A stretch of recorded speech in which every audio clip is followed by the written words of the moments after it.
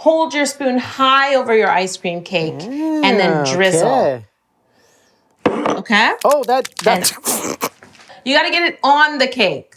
Yeah, I mean, it's on the cake. It's just my caramel took a dump on the cake.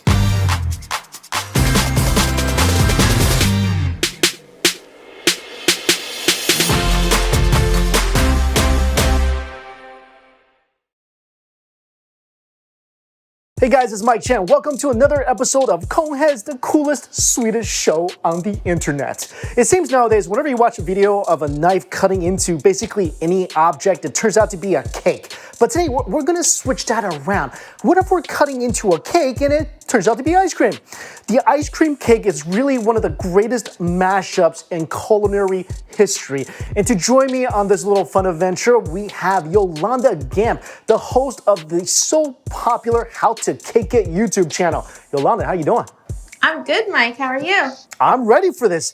First time I had an ice cream cake, it was, I think, Baskin-Robbins or something, and blew my mind. I mean, I love cake and I love ice cream, but to have those things together, it's one of the greatest memories of my childhood. I'm with you. I love ice cream cake, and everyone always buys me an ice cream cake for my birthday because no one wants to bake me a cake, which I understand. Right now, there's so many everyday objects being made into cakes. Why do you think there's a fascination about that? Like, why do people want to bite into like a boot or something? I don't know. And what's funny is I've been a cake decorator for 22 years. When I had clients, I always wanted to encourage them to get objects, and they never wanted that. They always wanted tiers and typical cakes. And so that's why on the channel, I've made so many weird objects. I think people are fascinated by the transformation. You know, I start with a cake pan of cake, and at the end you see a roasted turkey. I think any type of transformation is fascinating to people. You are teaching me how to make an ice cream cake today. I'm gonna walk you through it. You're gonna do this all the time because it's so simple. I know you know how to cake it, but you ready to ice cream it? Yes, let's ice cream it. Let's do it. Let's go.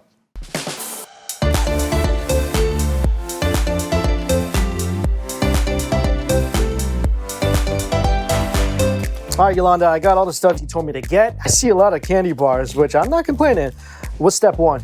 Step one is we're gonna make our crust, an Oreo crust, in our springform pan. So you need Oreo crumbs, you need some butter, and then of course you need your pan. Butter melted, Oreos crumbled, not by me. What's next? Next, we're gonna pour our butter into our Oreo crumbs, and then we're gonna stir it together. You just wanna stir everything so that the crumbs are completely coated in butter. I use chopsticks for everything. Oh, that's awesome. What do we do with this once it's all saturated? So now that you have your beautiful crumbs, you can pour them into your springform pan. And this is gonna make a really nice crust. I also love this kind of crust because I'm a huge fan of like different textures. So you're gonna get a nice crunchy crust, soft ice cream, and then little surprises of chocolate bar and goodies inside. Okay, so we can put our crust aside, and now we're gonna chop chocolate bars. Chocolate bars, all of them? Yeah, all of them. It's a lot of chocolate.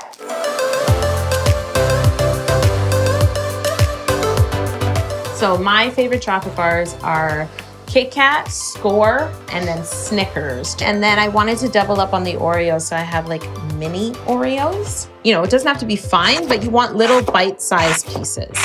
I love the sound of chopping Kit Kat. It is very satisfying. It is. It is very ASMR-ish.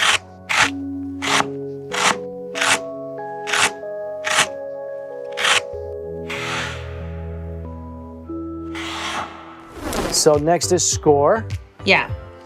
So you can just sort of slice through it. I love the crunch. I love the coffee inside. It's like a chocolate buffet. So now we can move on to ice cream, the star of the show, really. Let's do it.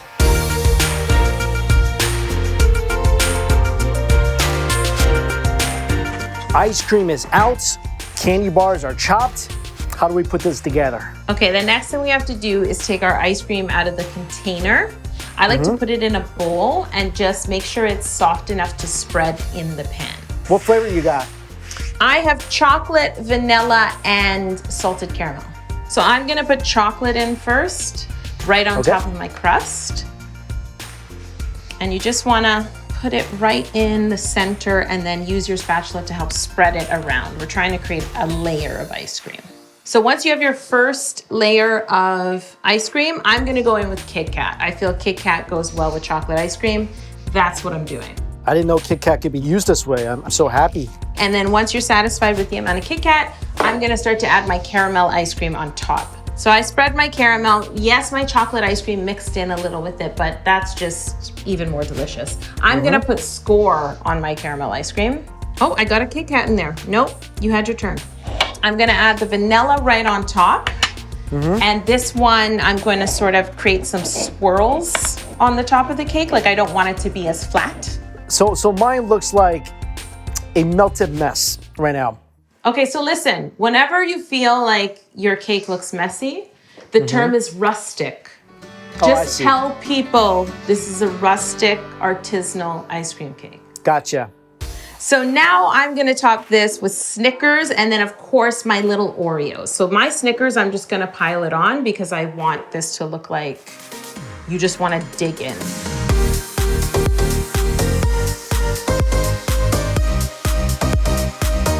All right, Yolanda, you gotta critique my rustic creation here. Okay, let me see.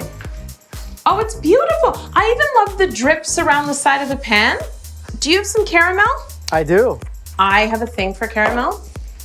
I even have a special voice when I use caramel. Girl, you know I love caramel, girl. You know caramel makes everything better. Okay, so you can use a spoon, and when you use a spoon, you just wanna really lift it, and then with the height, you'll be able to get a nice drizzle. Okay? Oh, that.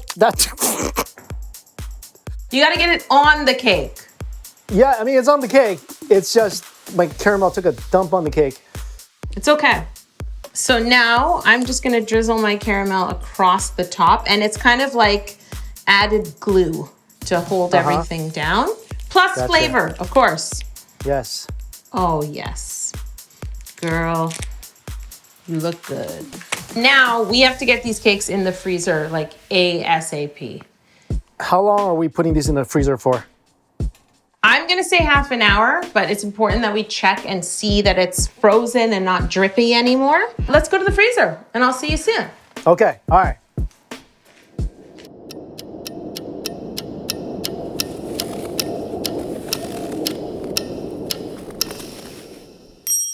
All right, Yolanda, I've been pretty nervous this past 30 minutes. How do you think I did? I mean, this thing is less droopy now, so that's always good. Some of mine like melted out the bottom of the pan, but it seems frozen now. Do it slowly. You don't want to shock the ice cream cake. I mean, it looks like it went through a little earthquake, but... Oh, mine is not frozen. Okay, I'm gonna take a break from being my usual uptight self. I'm gonna let it go, and we're gonna cut this and eat it, because it's rustic and it's gonna taste good. It's an ice cream cake. Are you ready? Yes. Looks like Frosty the Snowman died or something, but yeah, the crust is keeping it together. So I've got, oh, and now I just dropped the slice upside. This is amazing. I'm doing my best here. Okay, I'm waiting for you, Mike. You've got a spoon? Here we go. Okay, a toast. Cheers. It's delicious. I don't even care about how it looks right now. I got Oreo and Score and coffee and caramel and vanilla all in one bite. Yeah, no, that texture is awesome. You got a crumpled Oreos and then the chewy caramel crunch from the other Oreos. This is a really easy and fun way to use some ice cream. I mean, I'm okay with it being like this. Like, look, it's not the prettiest and it's not the most stable, but I mean, just drop it on your plate and try to eat it as fast as possible.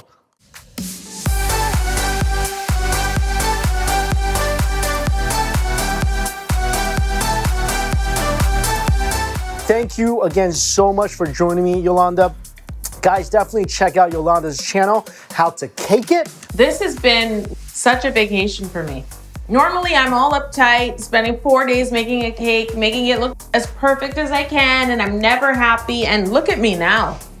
I've just got a an ice cream swamp in front of me and I'm happy. Thank you so much for watching. See you next time.